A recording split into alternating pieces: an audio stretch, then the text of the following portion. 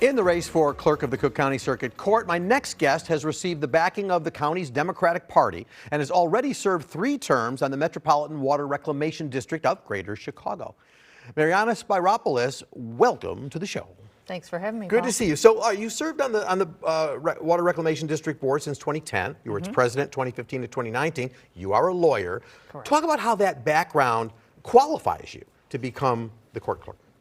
It puts me in a really unique position to be able to bring those 2 experiences together. As you mentioned, I'm an attorney. I've practiced for over 25 years in various capacities as a government attorney with the Cook County State's Attorney, as well as private practice. I understand the court system, navigating that, and the impact of how a well-run court system can affect people. And number 2, being in government with a countywide agency with $1 billion budget and 2,000 employees. I understand management and a fiscal responsibility and how important that is, and bringing those 2 together to make this office work. So in the election, you've said one of your goals is to digitize records, expand expungement summits, but hasn't your opponent, she's been doing those things. She's only in a first term.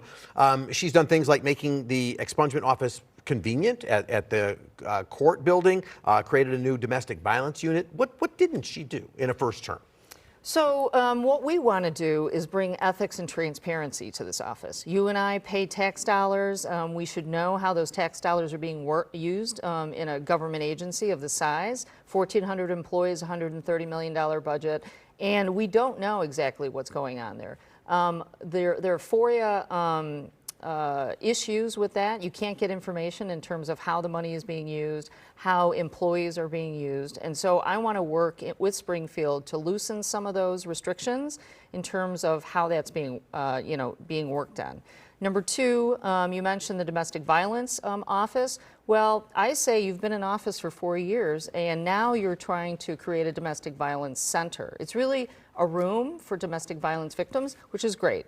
And that's a good first step. But you need to have staff that is trained professionally to be able to deal with these individuals. In addition to the fact that you talked about the expungement summit, there's a location at 26 in California. That's not convenient for everybody. This is a big county, one of the largest in the nation.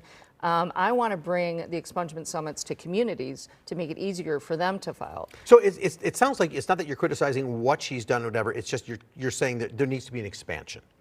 Well, there's a lot going on. I mean, I've got a list of things that are not going right with that office. For example, if you have a low-level felony and you go through the restorative justice program, you're promised that those felonies will be taken off of your record. And if they're not taken off the record, you can lose a job, you can't provide for your family, you can't pay your bills, and that wasn't done. WBEZ did a story in May of 23 where the felonies were not being taken off the record. When the public defender pointed that out to the clerk's office, they pointed their finger to the chief judge and said it was their responsibility, when in fact it is the clerk's office.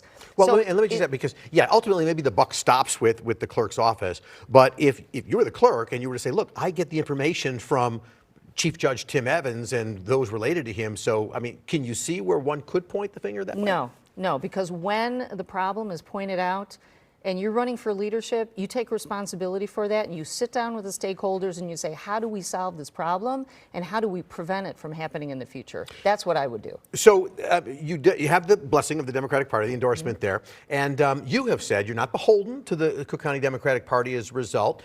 The Tribune noted, though, that the party is more about loyalty than competence.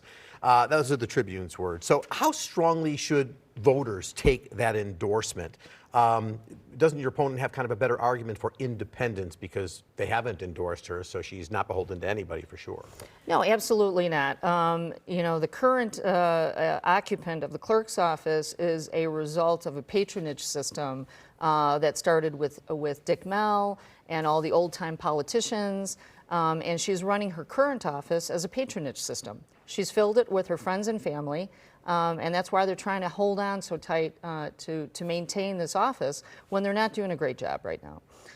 In terms of the Democratic Party, it's made up of a cross-section of individuals throughout Cook County. That's a broad spectrum of support. I'm proud to have that support, and I'm not beholden to the party. I presented my values and my platform in terms of what I want to achieve in this office, bringing transparency, ethics, as well as technology and working with communities. And they understand where I'm coming from, and they support that.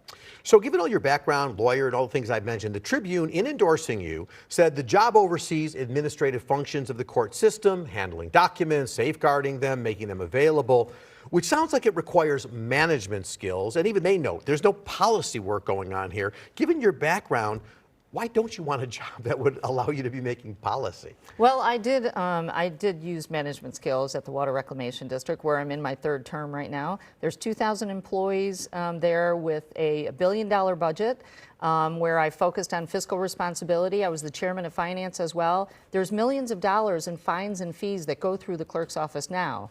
The current accountant that works on this, maintaining the books at the clerk's office, is the nephew of the current clerk.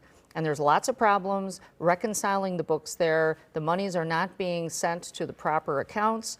And again, in terms of FOIA, we can't get that information, but we have credible evidence from people that work there that are complaining about what's going on right now. You made some allegations to your opponent of accepting campaign contributions from people who were employees who had gotten raises or perhaps promotion. Her answer to that is she didn't pressure anybody to do anything. I'm sort of curious, would you put a policy in place which would forbid employees from making contributions Absolutely. to you? I have done that. I've proclaimed that as part of my platform. I won't accept donations from current employees. I want there to be a very bright line between politics and government and what we do in the office. And I don't want people to feel like they're in an environment where there's retaliation. If you're not contributing to the political side of things, they need to feel like they can do their job and that they have the support to do that job. So in fairness, let's talk about some of the things that your opponent talks about with regarding you. But this is according to a Tribune analysis of your contributions. Since 2010, you've received over $140,000 from companies that have business with the board. Is that an appearance of impropriety? No, because it hasn't influenced my votes. You can look at my voting record at the Water Reclamation District. I have fought for independence there in terms of the independent inspector general. I introduced that policy there.